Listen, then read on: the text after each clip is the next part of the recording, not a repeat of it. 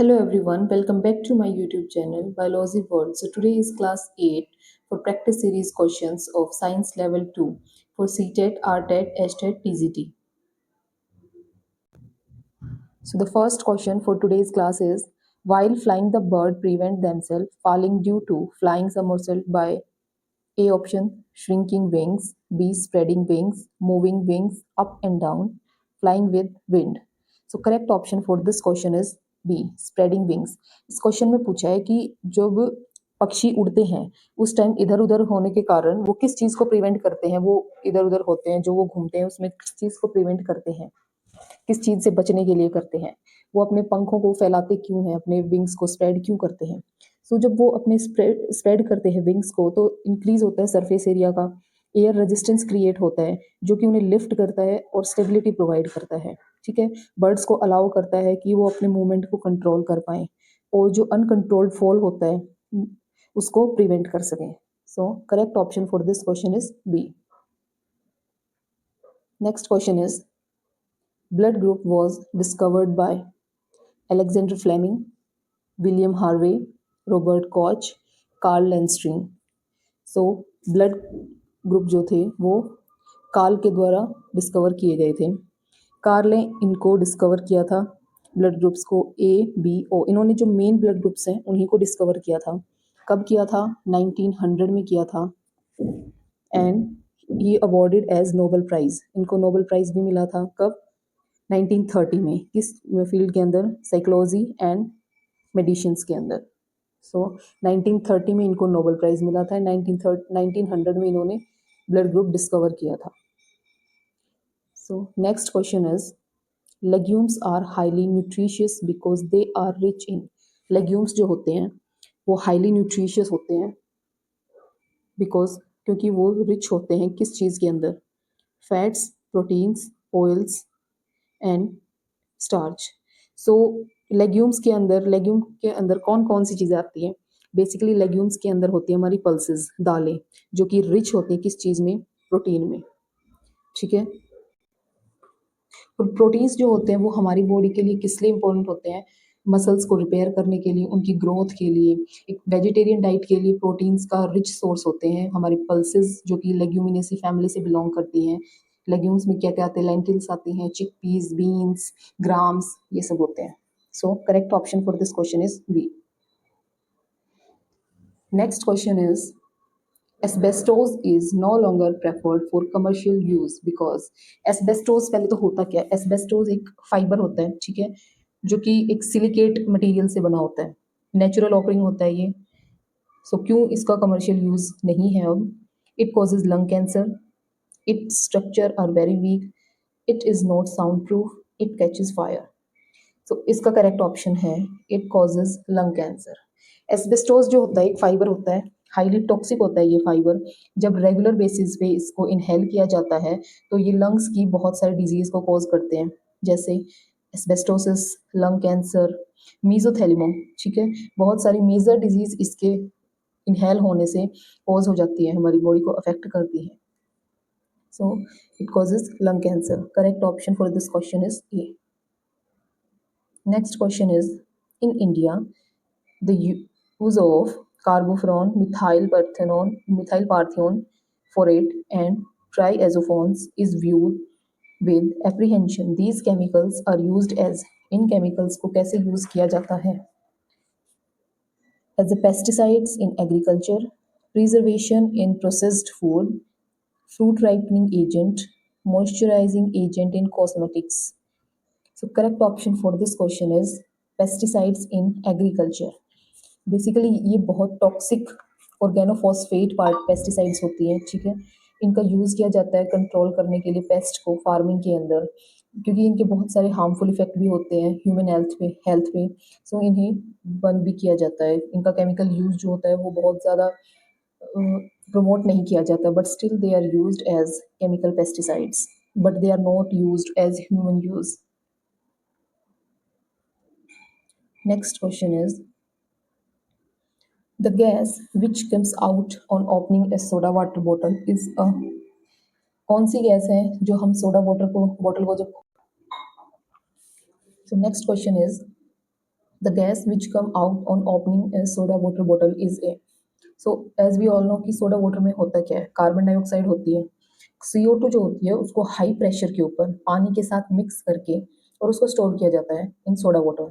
जब हम उसको खोलते हैं बोतल को तो ड्रॉपलेट्स भी बाहर आती हैं और बबल फॉर्म में जो गैस बाहर आती है वो CO2 होती है, नथिंग एल्स।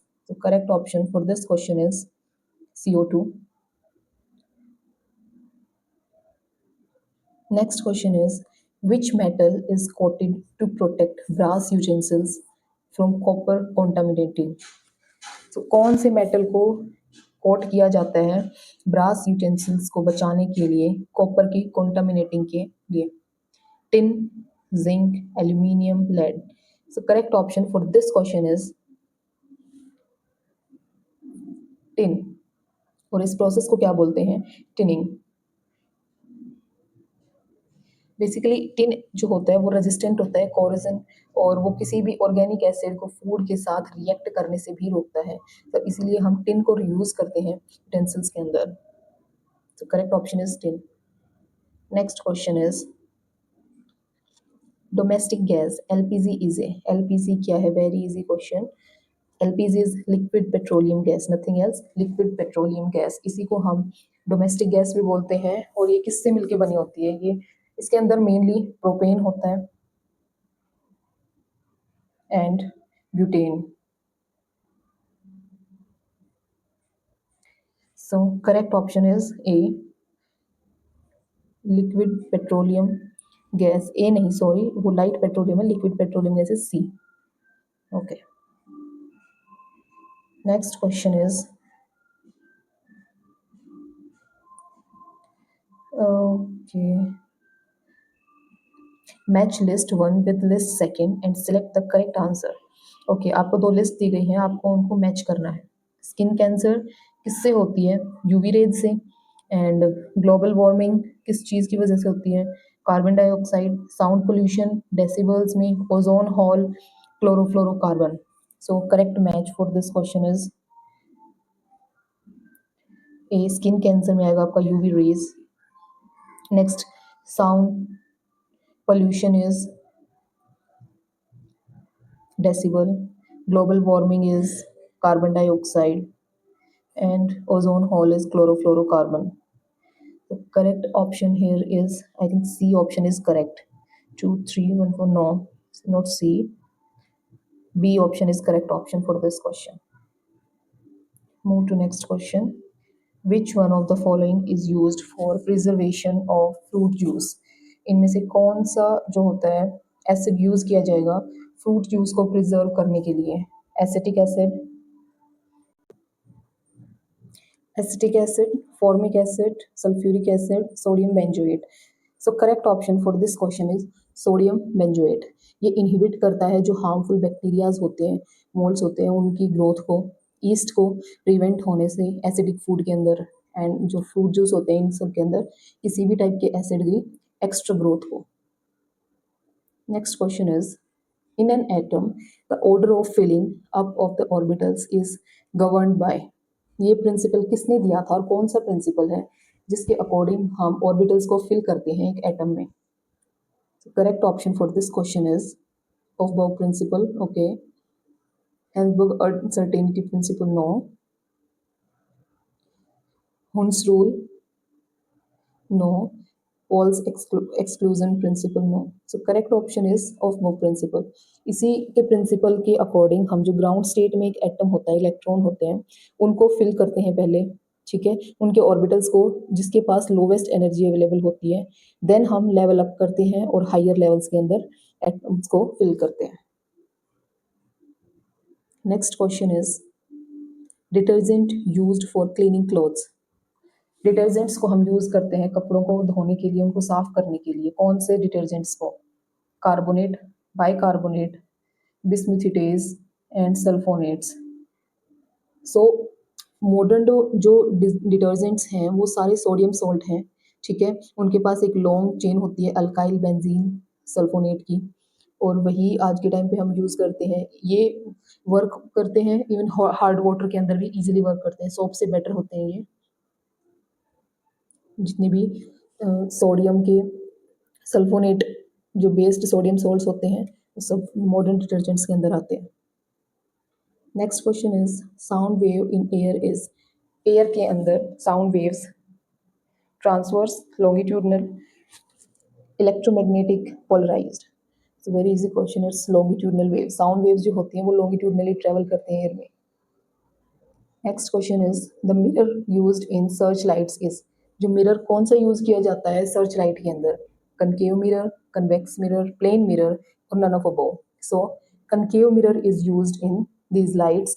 कि कनकेव मिरर क्या होता है, वो लाइट जो सोर्स होती है, सोर्स ऑफ लाइट होता है, उसको एक फोकल पे पॉइंट करके और उसको एक कंप्लीट बीम के अंदर, पैरेलल बीम के अंदर उसको अरेंज करता है, जिससे वो एक पावरफुल रे बन के निकलती है, जिससे लाइट एक्स्ट्रा इफेक्ट डालती है।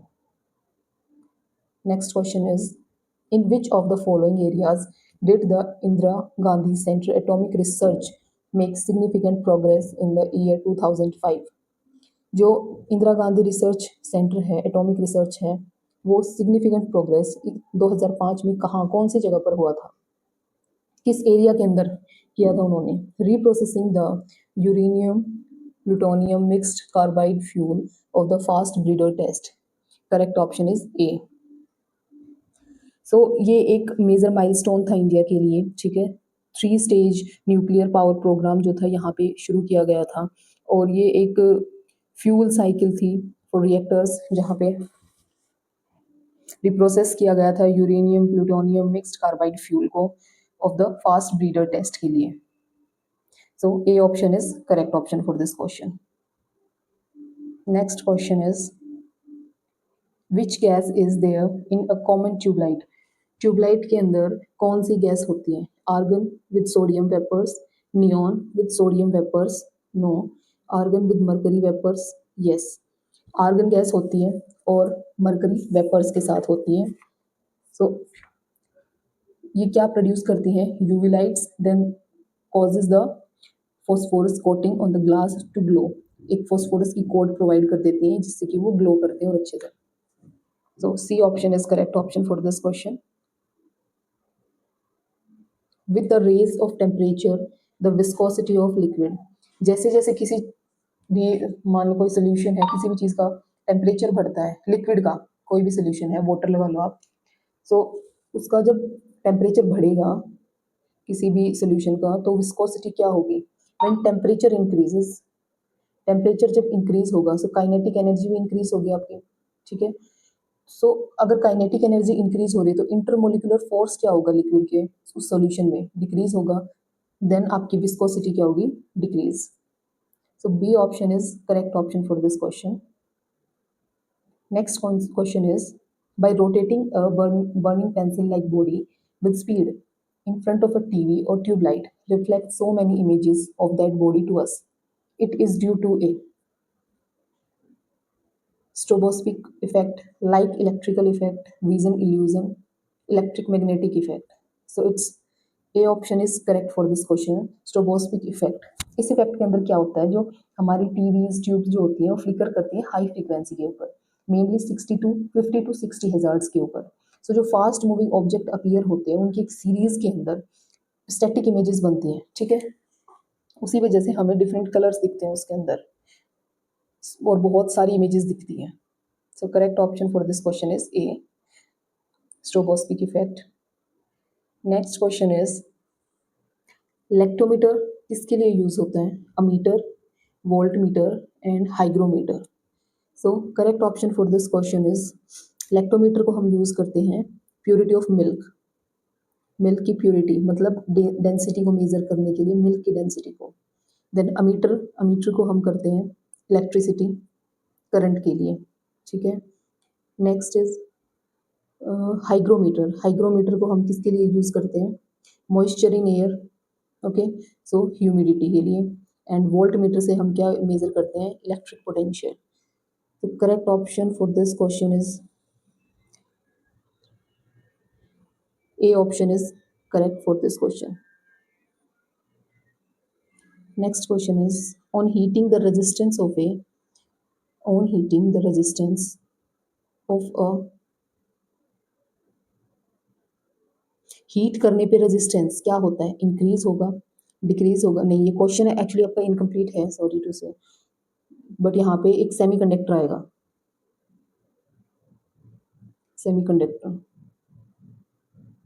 ठीक है, ऐड कर लीजिए। On heating the resistance of A semiconductor क्या होगा, इंक्रीज होगा, डिक्रीज होगा, रिमेन सेम रहेगा, या फिर none of these, find first increase then decrease. So semiconductor का जो रेजिस्टेंस है हीट करने पे डिक्रीज होता है, ठीक है। जो सेमीकंडक्टर है उसके पास नेगेटिव टेम्परेचर कॉफिशिएंट होता है रेजिस्टेंस के लिए, जब उसको हीट किया जाएगा तो मोर इलेक्ट्रॉन्स गेन करेगा for enough energy to jump from valence band to conduction band. So this increase concentration of charge carriers, उससे चार्ज कैरियर्स बढ़ेंगे और इंप्रूव होगी conductivity, then resistance decreases. So that's all for today. I hope you liked and enjoyed my class.